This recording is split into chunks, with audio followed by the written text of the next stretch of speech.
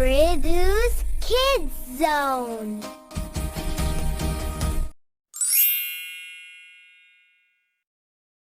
ഒരു കാലത്ത് മറ്റുള്ളവർക്ക് തന്ത്രങ്ങൾ ചെയ്യാൻ ഇഷ്ടപ്പെടുന്ന ഒരു കുറുക്കനുണ്ടായിരുന്നു.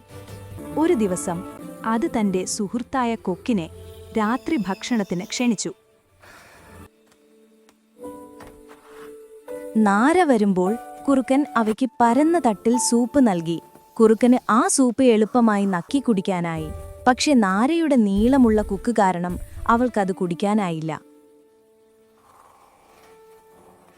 കുറുക്കൻ നല്ലവനായി നടിച്ചുകൊണ്ട് "നിനക്ക് സൂപ്പ് ഇഷ്ടപ്പെട്ടില്ലേ?" എന്ന് ചോദിച്ചു. പാവം നാര വയർ വേദനിക്കുന്നു എന്ന് മാത്രം പറഞ്ഞു വീട്ടിലേക്കു മടങ്ങി. പിന്നീട് നാര കുറുക്കിനെ തന്റെ വീട്ടിലേക്ക് രാത്രി ഭക്ഷണത്തിന് ക്ഷണിച്ചു.